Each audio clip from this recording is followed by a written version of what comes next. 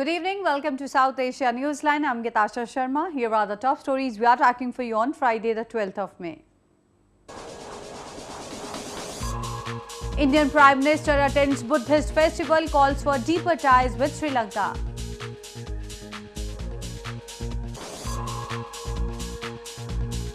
Pakistan blast kills more than 20, several injured.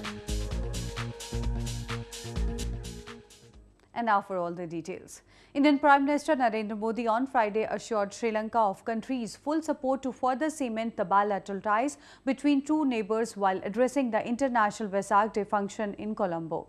He also expressed India's commitment to the economic prosperity of Sri Lanka.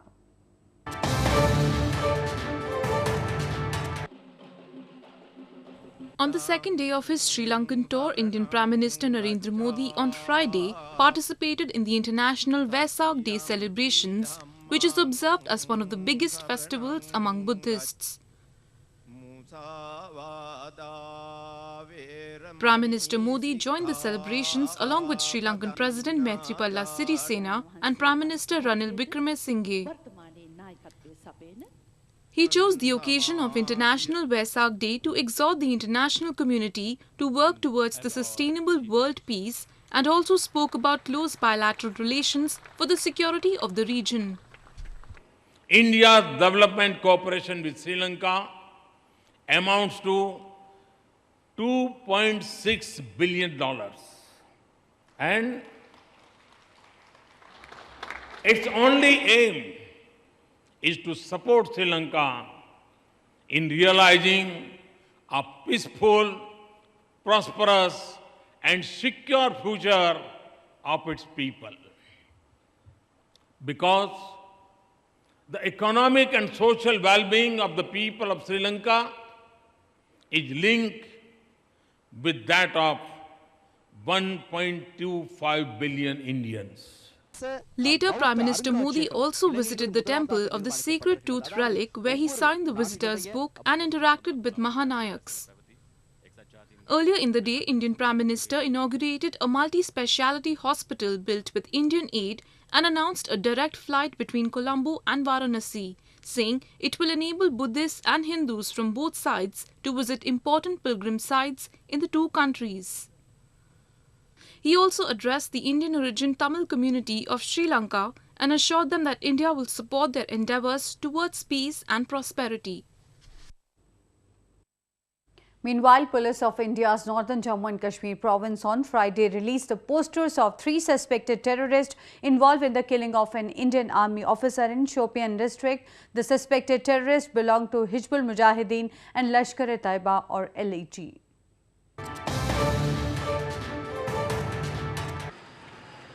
India's northern Jammu and Kashmir province police on Friday released posters of 3 suspected terrorists in Shopian district. Police claimed that the terrorists were part of banned militant group Hizbul Mujahideen and Lashkar-e-Taiba or LAT, responsible for the abduction and killing of Indian Army officer Umar Fayaz. 22-year-old Fayaz, a lieutenant rank officer, was abducted and killed by militants in Shopian district on Tuesday, where he had gone to attend a wedding. Fayaz, a farmer's son, was commissioned into the Indian Army in December 2016. According to reports, Fayaz was shot 5 times by terrorists in an orchard. His body was found in the Herman orchard by locals.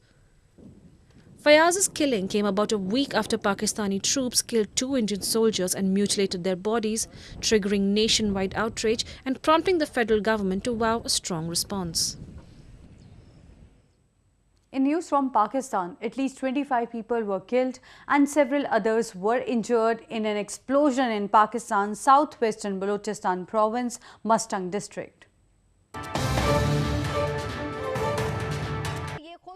A bomb was exploded next to a convoy of the deputy chairman of Pakistan's Senate on Friday in southwestern Balochistan province, resulting in many casualties. The blast occurred at the Mastung town 30 miles from the provincial capital of Quetta after Friday prayers. Several injured in the incident were rushed to hospital for treatment. Television footage showed a vehicle mangled by the blast.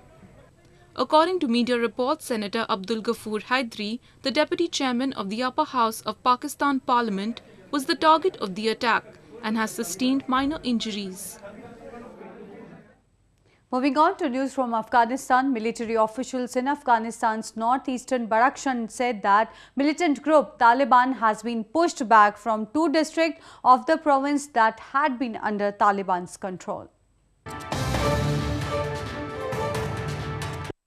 Heavy clashes between military and insurgent group Taliban has been ongoing in Afghanistan's northeastern Badakhshan province over the past 13 days, as security forces advanced in their efforts to regain fallen areas.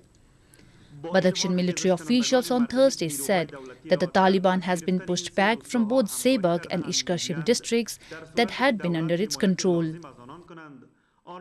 از نقطه که دشمن بود روستاهایی که مربوط به اشکاشم می شود کل روستا در اینجا پاک سازی شده در حدود 20 پوسته های دشمن تحت تصرف نیروهای دولتی آمد و در جریان عملیات 2 تا تانکشان خریق شد و همین لحظه شما میبینین آخرین نقطه ما خط ما در نقطه زیباک رسیدگی. Meanwhile, a number of public uprising forces who helped security forces push back Taliban from Ishkashim said if government supports them, they will play a broader role in fighting the insurgents. دشمن ما از ساحه یا جغرافیای اشکاشم کلا بیرون کردیم که فعلا در جغرافیای زیباک قرار دارن که عملا شما ببینید که قریه که ما در روبروی من داریم به نام قریه زرخان میگن که اولین قریه زیباک است که خط مقطع جبهه ما در اینجاست و او در روبروی ما قرار دارد. Taliban currently controls Zeybak, Warduj and Yamgam districts of Badakhshan and are also active in another 10 districts of the province. Security forces said that Taliban has launched a heavy offensive in other districts but expressed confidence in resisting them. Meanwhile, Australia on Friday said it is considering NATO's request to send more troops to Afghanistan. Meanwhile, Germany expressed it will not be the first in line to expand its capacities in the war-ravaged country.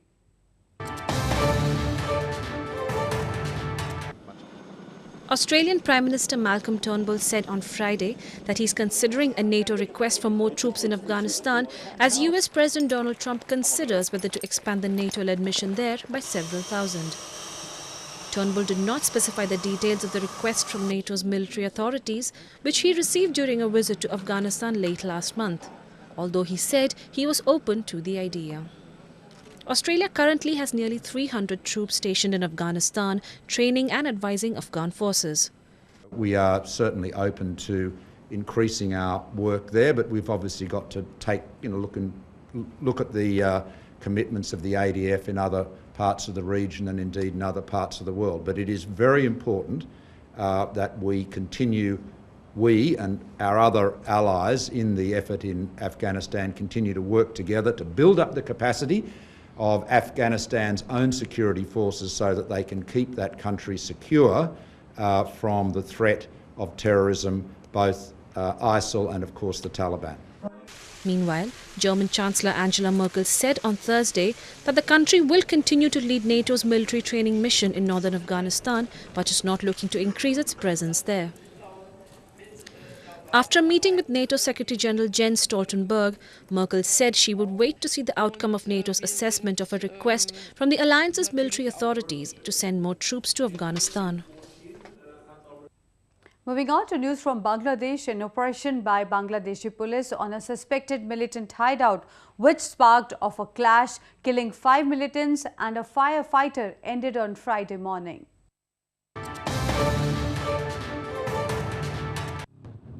Five suspected militants and a firefighter were killed in blasts set off by militants after Bangladeshi police raided their hideout about 200 miles west of Dhaka, acting on a tip-off on Thursday. The militants suspected members of a faction of the Islamic State-linked Jamaat-ul-Mujahideen Bangladesh group set off explosives, killing themselves and a firefighter as police closed in. 2 police officers were reportedly injured in the grenade attack. The police also rescued a woman and 2 children from the suspected militant hideout as the operation ended on Friday morning. Bangladeshi security forces have been hunting for militants, especially members of a group that has pledged allegiance to Islamic State, since an attack on a cafe in the capital Dhaka last July, in which 22 people were killed, most of them foreigners. Police and army commandos have killed more than 70 suspected militants and arrested hundreds since then. In a new development, Nepal and China on Friday signed a framework agreement on China's One Belt, One Road or OBOR initiative in Kathmandu. The move comes day ahead of OBOR conference in Beijing on May 14th and 15th, where an ambitious plan to build a modern-day Silk Road trade route would be unveiled.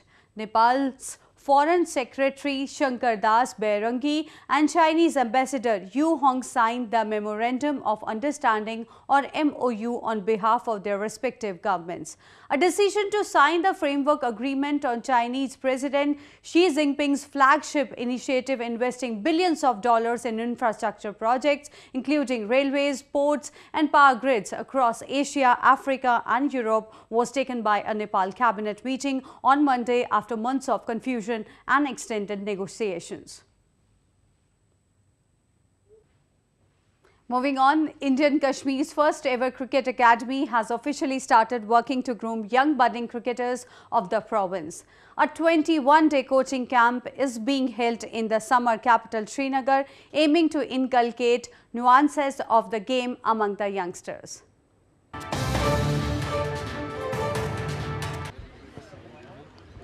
The first state-run cricket academy, housed at Bakshi Stadium in Srinagar cities of India's northern Jammu and Kashmir province, recently began training young talents from the valley.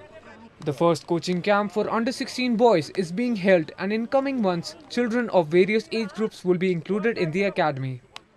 The 21-day program is being overseen by certified coaches and fitness trainers with an aim to inculcate budding cricketers with the nuances of the game from a young age. ये academy बनी इसलिए है कि ये एक consistent programme है, continuous basis पे चलता रहेगा और इंशाल्लाह आगे भी बैचेस आते रहेंगे और बाकी एज ग्रुप्स के लिए भी not only boys we are planning कि ये जो एकेडमी है this caters to girls as well. This is the first unique initiative the government has taken after lot of years to contribute to the cause of sports. तो इसमें we are trying to build turfs, इसमें infrastructure बनेगा, trainings होंगी और इसके बाद competitions होंगे कुछ टाइम के बाद. The Cricket Academy will also help in streamlining province-wide cricketing activities and provide an opportunity to talented cricketers across the province. It is expected that such more academies will be opened in various districts of the valley in the coming months. Well, that's the way it was in South Asia this evening. Now our viewers can watch the show on southasianewsline.com. You can also visit us on facebook.com/SAsiaNewsline and follow us on Twitter @SAsiaNewsline. That's all in tonight's edition. We'll see you same time next week. Have a great weekend. Good night.